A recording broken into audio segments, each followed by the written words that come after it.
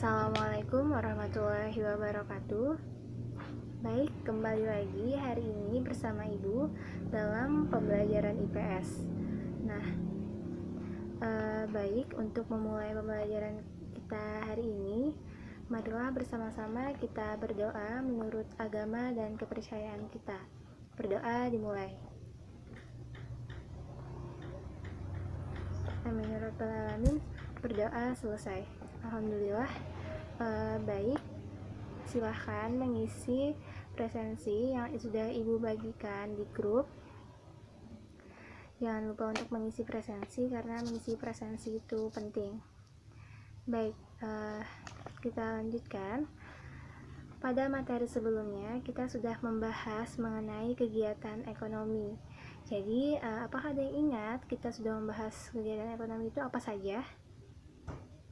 Ya, benar, kita sudah membahas ada 3 kegiatan ekonomi.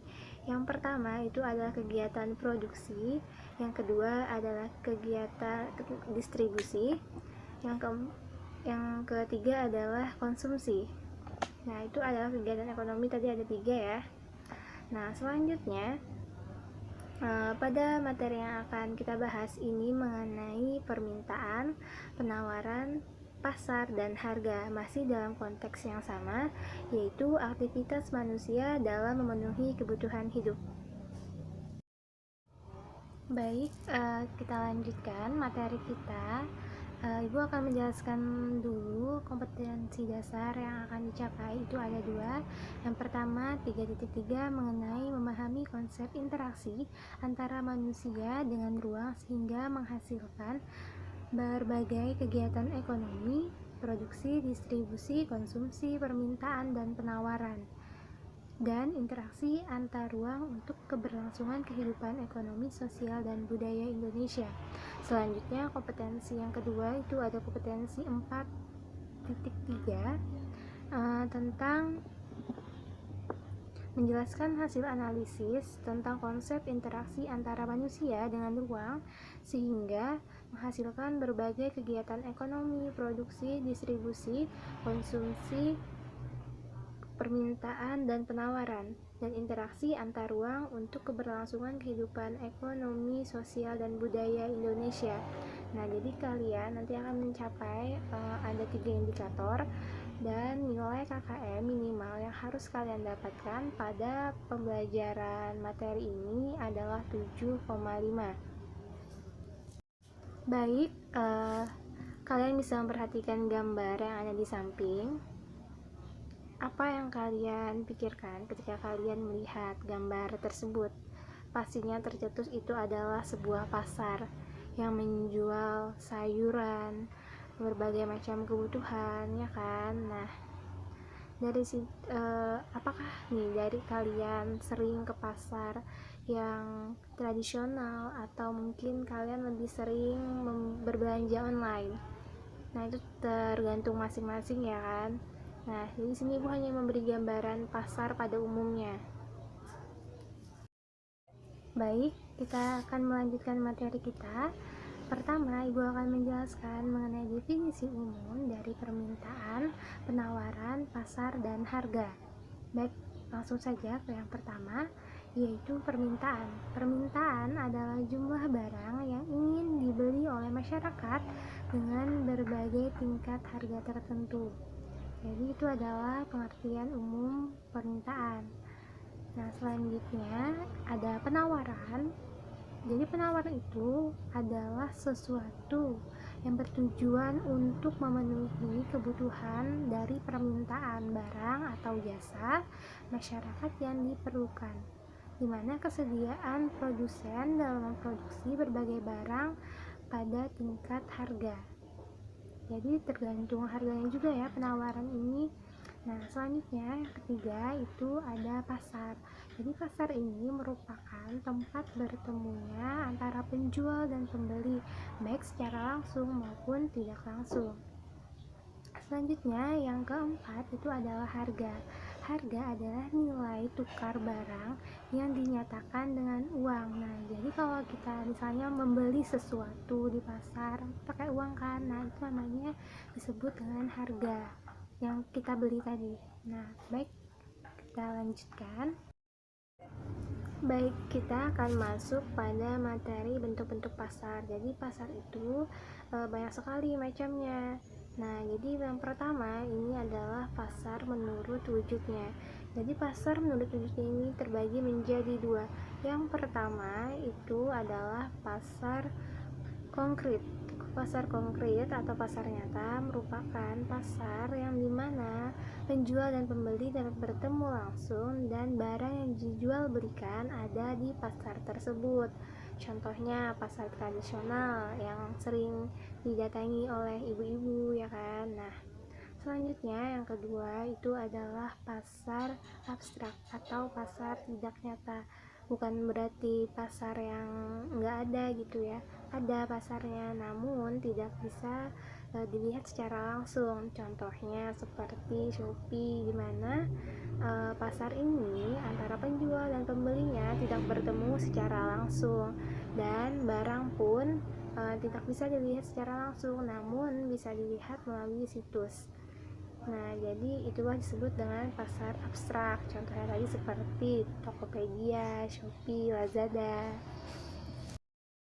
Baik, nah selanjutnya itu yang kedua adalah pasar menurut jenis barang yang dijual atau jenis barang yang diperdagangkan. Itu terbagi menjadi dua. Yang pertama adalah pasar barang konsumsi atau pasar output. Jadi pasar ini merupakan pasar yang dimana di dalamnya pedagangnya itu menjual barang konsumsi, barang yang dapat dikonsumsi. Contohnya seperti yang pasar itu menjual beras, bahan-bahan pangan gitu ya. Lalu yang kedua itu ada pasar faktor produksi atau pasar input. Jadi pasar ini adalah pasar yang menjual barang-barang yang dapat diproduksi kembali, seperti contohnya pasar yang menjual di dalamnya itu kain atau bahan-bahan baku. Baik, kita lanjutkan lagi. Yang ketiga itu adalah pasar menurut luas jaringan distribusinya. Jadi maksud di sini adalah seberapa luas dia itu melakukan jual beli. Nah, jadi yang pertama itu ada pasar setempat atau pasar lokal. Jadi di sini seperti pasar yang ada di dalam rumah kita, ya kan. Nah, itu pasar setempat atau ada di daerah kita. Nah, selanjutnya yang kedua itu adalah pasar daerah atau pasar nasional. Nah, jadi di pasar nasional ini tempat bertemunya penjual dan pembeli dari berbagai wilayah di satu negara. Nah, selanjutnya itu yang ketiga ada pasar regional. Jadi pasar regional ini lebih luas lagi dibanding pasar nasional tadi ya. Nah, selanjutnya itu yang keempat ada pasar internasional. Nah, pasar internasional ini yaitu pasar yang mempertemukan penjual dari berbeda negara. Kalau dulu itu lebih sering banget ya kan, karena penjajah datang mencari rempah ya kan, dia membeli ke Indonesia, bukan membeli malah mencari, dan akhirnya pun mengeksploitasi. Tapi kalau sekarang itu contoh pasarnya itu seperti pasar karet di New York gitu. Baik, selanjutnya kita akan membahas mengenai pasar berdasarkan waktunya.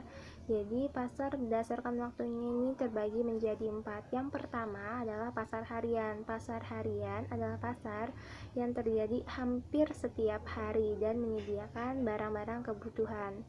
Nah, selanjutnya yang kedua itu adalah pasar mingguan. Jadi pasar mingguan adalah pasar yang diadakan penjualan selama 1 kali dalam 1 minggu. Nah, contohnya pasar Sabtu atau pasar Minggu. Nah, selanjutnya yang ketiga itu ada pasar bulanan. Jadi pasar bulanan ini berdasarkan bisa menurut waktunya. Jadi pasar bulanan dilaksanakan hanya dalam 1 kali 1 bulan. Nah, selanjutnya terakhir itu ada pasar tahunan. Pasar tahunan adalah pasar yang terjadi selama sekali setahun. Contohnya pasar malam atau Pekan Raya Jakarta atau Vancouver Fair. Baik, kita lanjutkan. Selanjutnya kita akan mengidentifikasi gambar-gambar ini. Nah, yang pertama itu adalah pasar terapung. Nah, apa yang kalian pikirkan ketika kalian melihat gambar pasar terapung? Tentunya pastinya mengingat terapung identik dengan Kalimantan Selatan, khususnya Banjarmasin. Nah, jadi di sini kita akan melihat termasuk dalam jenis pasar apa, pasar terapung. Nah, di sini dapat kita kategorikan menjadi dua. Yang pertama itu adalah pasar konkret atau pasar nyata, ya kan, karena penjual dan pembeli dapat bertemu secara langsung dan barang yang diperjualbelikan pun ada. Nah, selanjutnya yang kedua dari pasar terapung adalah termasuk dengan dalam pasar harian, karena pasar terapung biasanya diadakan setiap hari. Nah, selanjutnya kalau kita melihat nih keadaan sekitarnya pada gambar nomor 2 itu adalah pasar apa? Pasar malam, ya kan. Nah, jadi di pasar malam ini biasanya ini termasuk dalam pasar tahunan, ya kan, karena jarang terjadi. Namun kalau selama pandemi ini tidak ada lagi pasar malam, ya kan, jarang sekali. Atau dapat juga dikategorikan sebagai pasar bulanan. Dan pasar malam ini juga termasuk dalam pasar konkret. Nah, selanjutnya gambar yang ketiga itu adalah gambar online shop, ya, sudah tidak asing lagi tentunya. Mungkin ada yang pernah berbelanja di sana, ya kan, beli apa mungkin kebutuhan. Nah, jadi dapat kita identifikasi bahwa gambar nomor 3 ini termasuk dalam pasar abstrak atau pasar tidak nyata, di mana penjual dan pembeli tidak dapat bertemu secara langsung. Namun penjual dan pembeli mengetahui betul barang yang dijual belikan. Nah, dari ketiga gambar tersebut kita sudah mengetahui nih apa saja bentuk-bentuk pasar yang ada di sekitar kita yang dapat kita temui, gitu kan. Baik, sebagai refleksi dari pembelajaran kita hari ini, maka Ibu akan memberikan penugasan kepada kalian. Ada 2 tugas, ya kan. Yang pertama itu kalian menjawab 4 soal. Nah, ini batas waktunya sampai dengan tanggal 5 Juni, ya. Silahkan dikerjakan, ditulis tangan, lalu difoto dan jadikan PDF. Nah, selanjutnya tugas yang kedua, kalian membuat infografis mengenai pasar, terserah apapun pasar apa itu. Jadi bebas, ya, tapi sekreatif mungkin. Nah, ini datanya tanggal 7, jadi ada jedanya, silahkan dikerjakan. Nah, itu saja. Baik, mengingat waktunya sudah mendekati akan selesai. Baik, mari kita simpulkan bersama. Pembelajaran hari ini kita mengenai permintaan, penawaran, pasar, dan harga. Jadi empat hal tersebut merupakan kegiatan ekonomi, di mana dalamnya termasuk kegiatan produksi, konsumsi, dan distribusi juga. Baik, kita akhiri. Alhamdulillah. Mari kita berdoa bersama-sama untuk mengakhiri pembelajaran kita hari ini. Berdoa dimulai. Alhamdulillahirrabbilalamin. Terima kasih. Wassalamualaikum warahmatullahi wabarakatuh.